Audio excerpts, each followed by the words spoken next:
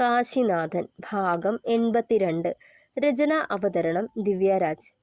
ആ പോലീസ് ജീപ്പിൽ നിന്നും ഇറങ്ങി വരുന്ന 2 വനിതാ കോൺസ്റ്റബിൾ അടക്കം ഉള്ള 5 പോലീസുകാരെ തന്നെ ഉറ്റുനോക്കി രണ്ടാളും. അവരുടെ ഈ വരവിന്റെ ഉദ്ദേശം മനസ്സിലാവാതെ. പുറത്ത് മറ്റൊരു വാഹനം വന്ന് ശബ്ദം കേട്ടിട്ടാവും ഗൗരിയുടെ അമ്മയും പുറത്തേക്കിറങ്ങി വന്നിരുന്നു. ആഹാ, സരിതേ, ഈ സമയത്ത് വന്നതേതായാലും നന്നായി. ദേണ്ടേ, കൈയോടെ പിടിക്കാൻ പറ്റി. കൂട്ടത്തിലെ പ്രായം ചെന്നൊരു പോലീസുകാരൻ അത് പറയുമ്പോൾ ഗൗരിയും സെന്തിലും പരസ്പരം മുഖത്തോട് മുഖം നോക്കി. തള്ള കൂടി സപ്പോർട്ടാണല്ലോ ഈ കൂട്ടിക്കൊടുപ്പിന്, വനിതാ പോലീസുകാരിൽ ഒരാൾ പരിഹാസത്തോടെ പറയുമ്പോൾ ഞെട്ടലോടെ അവരെ നോക്കി ഗൗരിയുടെ അമ്മ.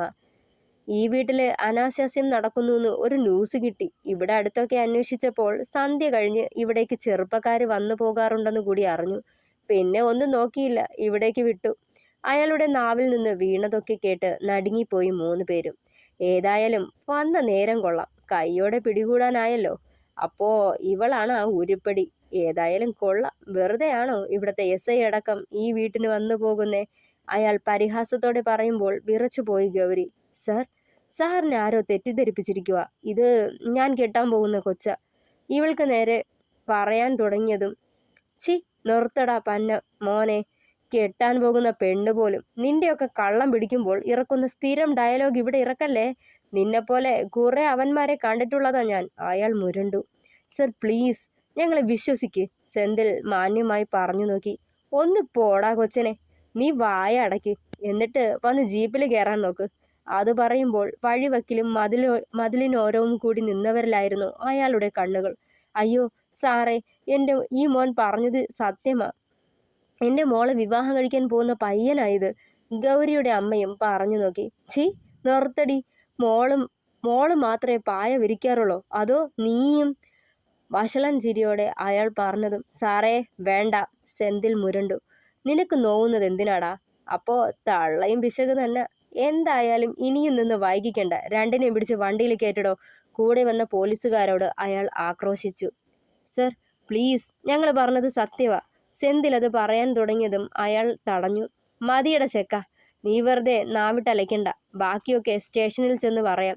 അത്രയും പറഞ്ഞുകൊണ്ട് 2 പേരെ ബലം പ്രയോഗിച്ച് ജീപ്പിലേക്ക് കയറ്റിയവർ. ഗൗരി കരയുകയായിരുന്നു, ശബ്ദം പുറത്തു വരാതെ.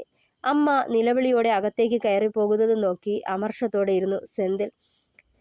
നന്ദന്റെ സ്റ്റേഷനിലേക്കാണ് 2 പേരെയും കൊണ്ടുപോയത്. നന്ദന്റെ ചെയറിൽ അവന് പകരം മറ്റൊരാൾ, ഒന്ന് വിരണ്ടു പോയവൻ. നന്ദന്റെ പകരക്കാരനാണോ എന്ന് പോലും ചിന്തിച്ചു. പേര് നോക്കുമ്പോൾ ആനന്ദനെന്ന് തന്നെയാണ്.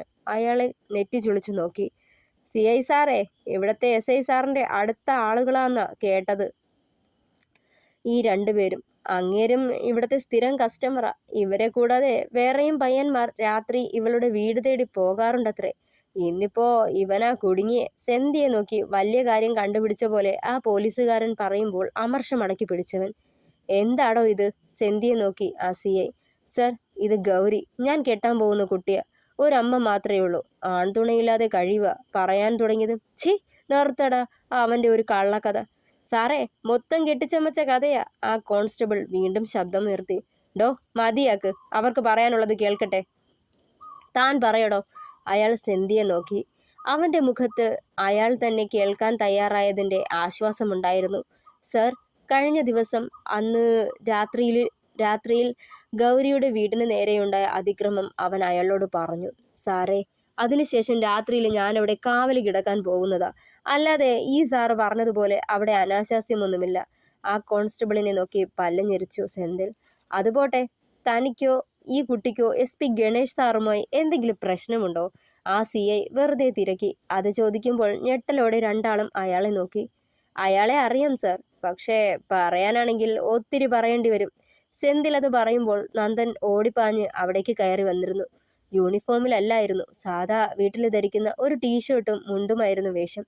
ഗൗരിയുടെ അമ്മ വിളിച്ച് കാര്യങ്ങൾ പറഞ്ഞിട്ട് നിന്ന വേഷത്തിൽ ഓടിപ്പിടച്ച് വന്നതാണെന്ന് സെന്തിക്ക് മനസ്സിലായി. പരിഭ്രമത്തോടെ ഓടിപ്പാഞ്ഞ് വന്ന പാടെ ചളിപ്പോടെ നീട്ടി ഒരു സല്യൂട്ട് കൊടുത്തു. സർ, എന്തിനാ സാർ ഇവരെ? വിനയത്തോടെ ആ CIയോട് തിരക്കിയവൻ. അനാശാസ്യത്തിന് പിടിച്ചതാ ഇവരെ. ആ കോൺസ്റ്റബിൾ അത് പറയുമ്പോൾ അവൻ അയാളെ ഒന്ന് കടുപ്പിച്ചു നോക്കി. ഏയ് ഒന്നുമില്ലടോ, ഇത് ആ SP ഗണേഷ് ചൊരുക്ക് തീർക്കാനാ. ഈ പിള്ളേരോട് അയാൾക്കെന്തോ പകയുണ്ട്. ആ രണ്ടുപേരെയും ഈ പേരിൽ അറസ്റ്റ് ചെയ്ത് ഇന്നൊരു ദിവസത്തേക്ക് ലോക്കപ്പിലാക്കാൻ പറഞ്ഞിരിക്കുക. നാളെ അയാൾ വന്നിട്ട് പുറത്തിറക്കിയാൽ മതിയെന്ന്. മുകളിൽ നിന്നുള്ള ആജ്ഞയല്ലേ, ഞങ്ങൾക്കത് പാലിച്ചല്ലേ പറ്റൂ. നാറിയ പണിയാ ചെയ്തത്, വേറെ നിവൃത്തിയില്ലാതെ. ഏതായാലും ഇന്നൊരു ദിവസത്തേക്ക് ഇവരിവിടെ ലോക്കപ്പിൽ കിടക്കട്ടെ. നാളെ രാവിലെ അയാളെ വന്ന് കണ്ടിട്ട് പറഞ്ഞു വിട്ടോളും. അയാളത് പറയുമ്പോൾ 3 പേരിലും നേരിയൊരു ആശ്വാസമായിരുന്നു. അതേപക്ഷം സെന്തി കൈമുഷ്ടി ചുരുട്ടിപ്പിടിച്ചു കലിയോടെ. എടോ PC, തന്റെ വെടക്ക് വർത്തമാനം അങ്ങ് മാറ്റിയേക്ക്. ഇമ്മാതിരി ഓരോന്നും ചൊറിഞ്ഞുണ്ടാക്കിയല്ലേ റിട്ടയർഡായി വീട്ടിലേക്ക് പോകുന്നതിന് പകരം ഏതേലും ആയുർവേദ ഹോസ്പിറ്റലിൽ റൂം ബുക്ക് ചെയ്യേണ്ടി വരും. ഒഴിച്ചിലും പിഴിച്ചിലും നടത്താൻ ചെക്കന്മാരെ എടുത്തിട്ട് ചാമ്പുമെന്ന്. ആ കോൺസ്റ്റബിളെ അവജ്ഞയോടെ നോക്കി അയാൾ. ആനന്ദ, ഞാൻ ഇറങ്ങുക. നാളെ അയാൾ വരും. ബാക്കി അന്നേരം സംസാരിച്ചാൽ മതി. സാറേ, ആരാവാരത്തോടെ ചെന്ന് ഇവരെ ഇങ്ങനെ പിടിച്ചുകൊണ്ട് വരേണ്ട കാര്യമുണ്ടായിരുന്നു? ഒന്ന് വിളിപ്പിച്ചാൽ മതിയായിരുന്നു. അവരെത്തിക്കോളുമായിരുന്നു. ഇതിപ്പോ നാട്ടുകാരുടെയും വീട്ടുകാരുടെയും മുന്നിൽ രണ്ടാളും നാണം കെട്ടു. നന്ദൻ അമർഷമടക്കി. എടോ, ഇതില് എനിക്കൊരു പങ്കുമില്ല. ആ SP ഇയാളോട് നേരിട്ട് വിളിച്ച് പറഞ്ഞിട്ടാ ഇയാള് ചാടിപ്പിടച്ച് പോയത്. അതിൽ പിന്നെ അയാൾ എന്നോട് ഇവിടേക്ക് വരാൻ പറഞ്ഞത്. ഞാൻ ഇവിടേക്ക് വന്നു കയറിയപ്പോൾ രണ്ടാളെയും ഇവിടേക്ക് കൊണ്ടുവന്ന് കഴിഞ്ഞിരുന്നു. അയാള് ആർക്കോ വേണ്ടി പകരം വീട്ടുവാണെന്ന് അറിയാം. പിള്ളേരും പ്രാരാബ്ദവും ഉള്ളതാടോ, പിടിച്ചു നിൽക്കണ്ടേ. അത്രയും പറഞ്ഞ് അയാൾ പുറത്തേക്ക് ഇറങ്ങിപ്പോയി. നന്ദൻ സെന്തിയെയും ഗൗരിയെയും നിസ്സഹായതയോടെ നോക്കി. സാരമില്ലടാ, ഏതായാലും ഒരു രാത്രി ലോക്കപ്പിൽ കിടന്നുറങ്ങാൻ വിധി കാണും. ചെറുചിരിയോടെ പറഞ്ഞിട്ട് അവിടെ കിടന്ന ബെഞ്ചിൽ കയറിയിരുന്നു സെന്തിൽ. എടാ ഊപ്പേ, തന്നെ ഞാൻ കൈ വെക്കുന്നില്ല. വെച്ചാൽ താൻ ചത്തുപോവും. ആ കോൺസ്റ്റബിളിന്റെ മുഖത്ത് നോക്കി പറയണമെന്നുണ്ട്. പക്ഷെ പറയാനിത് സിനിമയല്ലല്ലോ എന്ന് മനസ്സിൽ പറഞ്ഞിട്ട് അയാളുടെ തന്തയും തന്തയുടെ തന്തയും മുത്തിയേയും മുത്തിയുടെ മുത്തിയേയും ഒക്കെ സ്മരിച്ചു സെന്തിൽ. അയാളുടെ തുമ്മൽ അപ്പുറത്തു നിന്ന് ഉയർന്നു കേട്ടപ്പോഴേ ഗൗരി അവനെ ഒന്ന് ഇരുത്തി നോക്കി. ആ, പ്രാഗീത് ഏറ്റിട്ടുണ്ട്. അവളെ നോക്കി കള്ളച്ചിരിയോടെ ചുമരിലേക്ക് ചാരി സെന്തിൽ. 1/2 മണിക്കൂർ കഴിഞ്ഞില്ല. അതിനു മുന്നേ കാശിയും ബാച്ചനും വിവരങ്ങൾ അറിഞ്ഞ് അവിടേക്ക് ഓടിപ്പാഞ്ഞെത്തിയിരുന്നു. വന്നു കയറിയപ്പോൾ കാണുന്നത് ഗൗരിയെ തന്നെ നോക്കിയിരിക്കുന്ന സെന്തിയെയാണ്. അവൻ നോക്കുന്നത് അറിയാതെ ചുമരിലേക്ക് ചാരി ഇരിപ്പായിരുന്നവൾ. ഓ, സ്റ്റേഷനിലേക്ക് കൊണ്ടുവന്നത് വായിൽ നോക്കാൻ അവന് കുറെ കൂടി സൗകര്യമായെന്നാ തോന്നുന്നേ, അല്ലേടാ സെന്തി? പാച്ചന്റെ ഉച്ചത്തിലെ ശബ്ദം കേട്ട് രണ്ടാളും നോക്കുമ്പോൾ കാശിയെയും പാച്ചനെയും കണ്ട് കണ്ണ് വിടർന്നവരുടെ. എന്നത്തിനടാ കുറ്റിയും പറിച്ചിങ്ങി പോന്നേ? അവളുമാര് വീട്ടിൽ തനിച്ചല്ലായോ? സെന്തി കനത്തിൽ പറഞ്ഞു. ഓ, നമ്മള് വന്നത് അവന് പിടിച്ചില്ലടാ കണ്ണാ. ഇനിയിപ്പോ സ്വൈര്യമായിട്ട് ചോരയൂറ്റാൻ പറ്റൂലല്ലോ. അതാ ചുണ്ടുകോടിച്ച് കളിയാക്കിയവൻ. മിണ്ടാതിരിക്കടാ.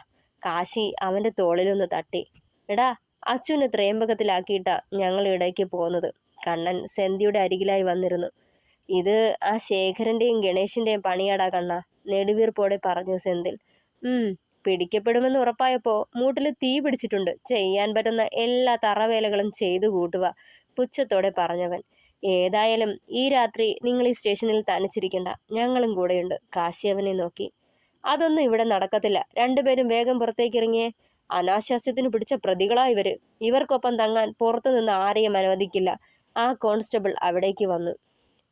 നാറി, അയാൾക്കിടെ ഒരു അനാശാസ്യം. പനം മോനെ, കുറെ നേരമായിട്ട് താൻ ചൊറിയുക. തനിക്ക് ഞങ്ങളുടെ പ്രായത്തിലുള്ളവരെ കാണുമ്പോഴുള്ള ചൊരുക്ക് തീരും. കാണണോ? സഹി കെട്ടെന്ന പോലെ സെന്തി ഇരുന്നിടത്ത് നിന്ന് ചാടി എഴുന്നേറ്റതും അയാളൊന്ന് പതറി. ഇത് പോലീസ് സ്റ്റേഷനാ. നിന്റെയൊക്കെ അഭ്യാസം ഇവിടെ നടക്കില്ല. പതർച്ച പുറത്തു കാട്ടാതെ പറഞ്ഞതും. ഡോ, മതി, തന്റെ ഡ്യൂട്ടി ടൈം കഴിഞ്ഞില്ലേ? നന്ദൻ മടുപ്പോടെ ചോദിച്ചു. ഇല്ല സാർ, നൈറ്റ് ഡ്യൂട്ടിയാ, അയാൾ പറഞ്ഞതും. എന്നാ തനിക്ക് ഞാൻ ലീവ് തന്നോളാം. ഒന്ന് പോയി തരുമോ?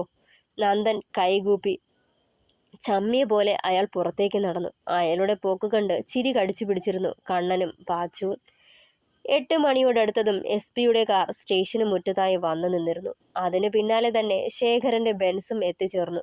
പരിഹാസ ചിരിയോടെ കാറിൽ നിന്ന് പുറത്തേക്കിറങ്ങിയ ശേഖരനെ കണ്ടതേ സ്റ്റേഷന് പുറത്തുനിന്ന പാച്ചുവിന്റെയും കാശിയുടെയും മുഖം വലിഞ്ഞു മുറുകി. കാശിയെ ഒന്നിരുത്തി നോക്കിക്കൊണ്ട് ശേഖരൻ അകത്തേക്ക് കയറി. നന്ദന്റെ ചെയറിൽ അമർന്നിരുന്നു ഗണേശ്. അയാൾക്ക് തൊട്ടു മുന്നിലെ ചെയറിൽ അനുവാദം പോലും ചോദിക്കാതെ ശേഖറും ഇളഞ്ഞിരിക്കുന്നു. നന്ദനോട് ഒന്നിരിക്കാൻ പറയാനുള്ള മര്യാദ പോലും ഗണേശ് കാട്ടിയില്ല. മിസ്റ്റർ അനന്തൻ, ഇന്നലെ അനാശാസ്യത്തിന് പിടിച്ച ചെക്കനെയും പെണ്ണിനെയും ഇവിടേക്ക് വിളിപ്പിക്കൂ. ഗണേശ് കിട്ടിയ അവസരം മുതലാക്കുന്ന പോലെ പറഞ്ഞു. അനാശാസ്യത്തിനല്ല സാറേ അങ്ങനെ തെറ്റിദ്ധരിപ്പിച്ച അവരെ ഇവിടെ കൊണ്ടുവന്നത്, അമർഷമടക്കി കനത്തിൽ പറഞ്ഞു നന്ദനും. എന്തോ ആവട്ടെ, താൻ അവരെ ഇവിടേക്ക് വിളിപ്പിക്ക്. തലേന്ന് അവരെ അറസ്റ്റ് ചെയ്തു കൊണ്ടുവന്ന കോൺസ്റ്റബിളിന് ഇന്ന് നൈറ്റ് ഡ്യൂട്ടി ആയതുകൊണ്ട് അയാൾ വീട്ടിലേക്ക് പോയിരുന്നു. അത് ഒരു കണക്കിന് നല്ലതെന്ന് തോന്നി നന്ദന്. കാരണം അയാൾ എന്തേലും പറഞ്ഞു ചൊറിഞ്ഞ് മനുഷ്യന്റെ നിയന്ത്രണം തെറ്റിച്ചേനെ എന്ന് ഓർത്തവൻ. നന്ദൻ തന്നെ സെന്തിയെയും ഗൗരിയെയും അവിടേക്ക് വിളിപ്പിച്ചു. ശേഖരന്റെയും ഗണേശിന്റെയും ഈ വരവിനെ പറ്റി മുൻകൂട്ടി അറിഞ്ഞതിനാൽ വലിയ ഞെട്ടലൊന്നും ഉണ്ടായില്ല രണ്ടുപേരിലും. അപ്പോ നിങ്ങളെയാണ് അനാശാസ്യത്തിന് ഇന്നലെ രാത്രി PC സോമനാഥൻ അറസ്റ്റ് ചെയ്തത് അല്ലേ? ഗണേശ് അത് ചോദിക്കുമ്പോൾ ശേഖരൻ ചുണ്ടുകൂട്ടി. ഒന്നും മിണ്ടാതെ അമർഷം അത്രയും കൈമുഷ്ടി ചുരുട്ടി പിടിച്ച് അടക്കി നിന്നു സെന്തിൽ. ഇതുവരെ ഈ കേസ് ഫയൽ ചെയ്തിട്ടില്ല. കേസ് കോടതിയിൽ പോയാൽ അറിയാമല്ലോ, എങ്ങനെ പോയാലും 3 മുതൽ 6 മാസം വരെ ജയിലിൽ കിടക്കേണ്ടി വരും രണ്ടാളും. ഗണേഷ് താക്കീതുപോലെ രണ്ടാളെയും നോക്കുമ്പോൾ യാതൊരു കൂസലുമില്ലാത്ത മട്ട് തലയിൽ നിന്നും ഒരു മുടി പറിച്ചെടുത്ത് അയാൾക്ക് മുന്നിൽ വെച്ച് തന്നെ ഊതി പറത്തിക്കൊണ്ട് സെന്തിൽ തന്റെ അമർഷം പ്രകടിപ്പിച്ചു. അത് കണ്ടത് ശേഖരന്റെ മുഖം ദേഷ്യം കൊണ്ട് മുറുകിയിരുന്നു. കേസ് കോടതിയിലെത്തിയാൽ അറിയാലോ, തെറ്റ് ചെയ്യാത്ത നിങ്ങൾ രണ്ടാളും ജയിൽ ശിക്ഷ അനുഭവിക്കേണ്ടി വരും. അതുമല്ല, ഒരു കോളിനപ്പുറത്ത് മീഡിയാസ് മുഴുവനും ഉണ്ടാവും. ഒരൊറ്റ കോളിൽ അവരിവിടേക്ക് പാഞ്ഞെത്തും. പിന്നെ പറയണ്ടല്ലോ, നേരം വെളുക്കുമ്പോൾ നിങ്ങൾ രണ്ടാളും പ്രശസ്തരാവും. വീട്ടുകാരും കുടുംബക്കാരും അടക്കം നാണം കെടും. അയാൾ ഭീഷണി പോലെ പറഞ്ഞു. എന്നിട്ടും യാതൊരു കൂസലുമില്ലാതെ അലക്ഷ്യമായി അവിടെയും ഇവിടെയും നോക്കി നിന്നു സെന്തിൽ. അല്ലെങ്കിലും നിരപരാധികളെ ക്രൂശിക്കുന്ന ഇയാളുടെ കുബുദ്ധി ഇന്നും ഇന്നലെയും തുടങ്ങിയതല്ലല്ലോ. നന്ദൻ മീശയൊന്നൊഴിഞ്ഞുകൊണ്ട് കടുപ്പിച്ച് അയാളെ നോക്കി. ശേഖരൻ ചിരിയോടെ ടേബിളിന് മുകളിലിരുന്ന പേപ്പർ വെയിറ്റ് കറക്കുകയായിരുന്നു. നെഞ്ചാങ്കോട് നോക്കി ഒരു ചവിട്ട് കൊടുക്കാൻ നന്ദന് കാല് ധരിച്ചു. പക്ഷേ സംയമനം പാലിച്ചു. ഈ കേസിൽ നിന്ന് നിങ്ങളെ രക്ഷിക്കാൻ എനിക്ക് കഴിയും. അതിന് ഒരൊറ്റ കാര്യം ചെയ്താൽ മതി. ശേഖരൻ നേരെ കാര്യത്തിലേക്ക് വന്നു. എന്നോ തേഞ്ഞു മാഞ്ഞു പോയ സിയാന്റെ മരണത്തിന്റെ ദുരൂഹത തേടിയുള്ള നിങ്ങളുടെ അന്വേഷണം ഇവിടെ അവസാനിപ്പിക്കണം. ഗൗരി ഈ കേസ് പിൻവലിക്കണം. അയാൾ കടുപ്പിച്ചു പറയുമ്പോൾ ഗൗരി പുച്ഛത്തോടെ ചുണ്ടുകൂട്ടി. അറിയാമായിരുന്നു ഈ ചീപ്പ് ഡ്രാമയ്ക്ക് പിന്നിലെ നിങ്ങളുടെ ആവശ്യം ഇതാവുമെന്ന്. കേസ് പിൻവലിക്കുമെന്ന് നിങ്ങൾ സ്വപ്നത്തിൽ പോലും കരുതണ്ട. എന്റെ ജീവൻ പോയാലും ഞാൻ ഈ കേസിൽ നിന്ന് പിന്മാറില്ല. പിന്നെ അനാശാസ്യം, ഞാൻ വിവാഹം കഴിക്കാൻ പോകുന്ന ആളിനൊപ്പം ഒരല്പം നേരം ഇരുന്നെന്ന് കരുതിയോ, അയാളെ എൻ്റെ വീട്ടിലേക്ക് വന്നെന്ന് കരുതിയോ, ഏത് നിയമമാ എന്നെ ശിക്ഷിക്കാൻ പോകുന്നതെന്ന് എനിക്കൊന്ന് കാണണം.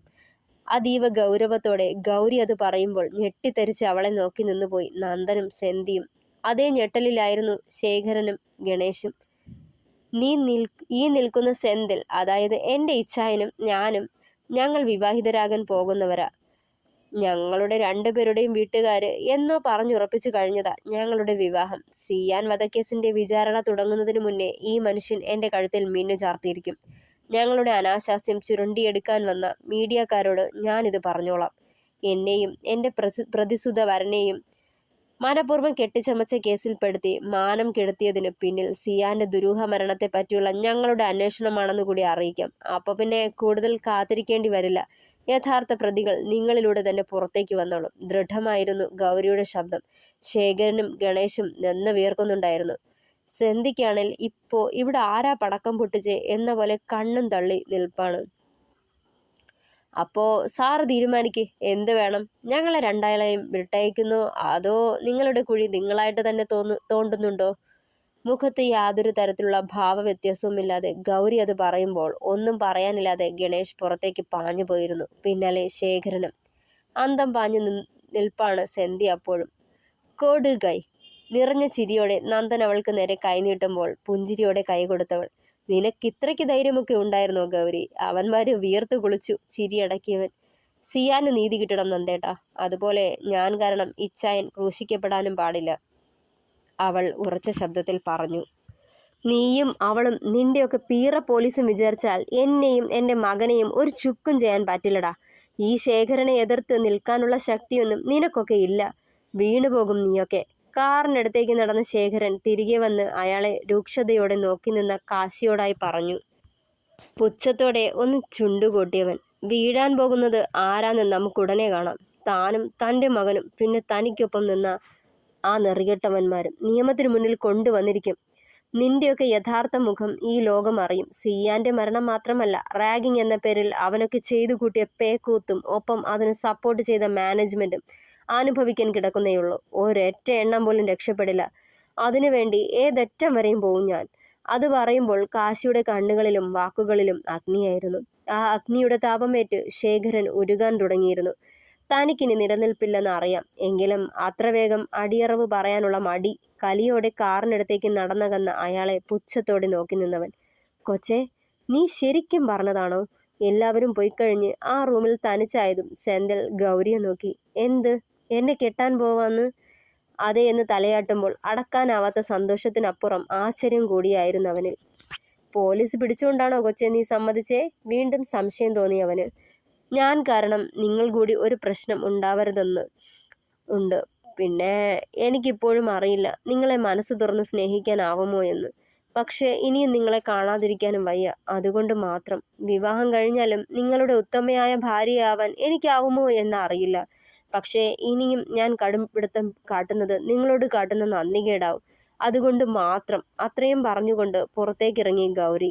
സ്വർഗം പിടിച്ചടക്കിയ സന്തോഷത്തോടെ ഓടിപ്പാഞ്ഞു പുറത്തേക്കിറങ്ങി സെന്തിൽ. ചെന്നപാടെ പാച്ചനെ കെട്ടിപ്പിടിച്ച് ഉയർത്തിയെടുത്തു. എടാ സെന്തി, എന്തുവാടാ? പോലീസ് പിടിച്ചതിലുള്ള സന്തോഷമാണോടാ ഇത്? ഈശ്വരാ, ഇവന് ഭ്രാന്തായോ? എടാ നാറി, എന്നെ നിലത്തിറക്കടാ. മനുഷ്യ, ശ്വാസം മുട്ടി ചത്തുപോകുമെടാ. അയ്യോ എൻ്റെ അച്ചു, എൻ്റെ കൊച്ചുങ്ങൾ. എടാ കണ്ണിൽ ചോരയില്ലാത്തവനെ, വിടടാ എന്നെ. അവൻ്റെ പിടുത്തം മയക്കാൻ നോക്കിക്കൊണ്ട് പാച്ചൻ നിലവിളി നടത്തി. ഒക്കെ കണ്ട് അമ്പരപ്പോടെ നിൽപ്പുണ്ടായിരുന്നു കാശിനാഥനും. എടാ എന്താടാ കാര്യം, എന്താന്ന് പറയും? കാശി അവനെ തന്നെ അമ്പരന്ന് നോക്കി. എടാ, അവള് കല്യാണത്തിന് സമ്മതിച്ചു. പാച്ചനെ നിലത്തേക്കിറക്കിയതും ജീവൻ തിരിച്ചു കിട്ടിയ പോലെ നെഞ്ചിൽ കൈവച്ചവൻ. ഗൗരിയോ? അമ്പരപ്പകലാതെ കാശി ചോദിച്ചു. അതേടാ, വലിയ സന്തോഷത്തോടെ പറഞ്ഞവൻ. അവൾക്കിതെന്ത് പറ്റി? പാച്ചൻ ആശ്ചര്യപ്പെട്ടു. അകത്ത് നടന്നതൊക്കെ വള്ളിപുള്ളി തെറ്റാതെ സെന്തിൽ പറയുമ്പോൾ രണ്ടുപേരിലും നിറഞ്ഞ ചിരിയായിരുന്നു. അങ്ങനെ ശേഖരൻ കാരണം ഇങ്ങനൊരു ഗുണമുണ്ടായി. ഇതിപ്പോ പണ്ടാരോണ്ടോ പറഞ്ഞ പോലെ ഉർവശി ശാപം ഉപകാരമായി. ചിരിയോടെ പാച്ചനത് പറയുമ്പോൾ നന്ദനും കണ്ണനും അവന്റെ സന്തോഷത്തിൽ പങ്കുചേർന്നു. അതേസമയം കാശിയുടെ ഫോണിലേക്ക് ജോവിന്റെ ഒരു കോൾ വന്നിരുന്നു. ജോവിനെന്ന് കണ്ടതേ അവൻ വേഗം കോൾ അറ്റൻഡ് ചെയ്തു. ഹലോ ജോവി, എന്താടാ? കോൾ ആക്കിയ പാടെ ചോദിച്ചതും. കണ്ണേട്ടാ, അറിഞ്ഞായിരുന്നോ? എന്താടാ? അവന്റെ ശബ്ദത്തിൽ എന്തോ പതർച്ച തോന്നി തിരക്കിയവൻ. അത് പിന്നെ മറുപുറത്തു നിന്നുള്ള വാർത്ത കേട്ട് കാശിനാഥന്റെ മുഖം വിളറി. തുടരും. അപ്പോൾ പ്രിയപ്പെട്ടവരെ, അഭിപ്രായങ്ങൾ പറയണേ. ഇന്ന് എനിക്ക് കുറച്ച് സ്പീഡായിപ്പോയി, കുറച്ച് തിരക്കിലായിപ്പോയി കേട്ടോ, അതുകൊണ്ടാണ്. അപ്പോൾ അഭിപ്രായങ്ങൾ പറയണം കേട്ടോ. പിന്നെ കഥ സപ്പോർട്ട് ചെയ്യണം, ഹൈപ്പ് ചെയ്യണം, സബ്സ്ക്രൈബ് ചെയ്യുക. Thank you.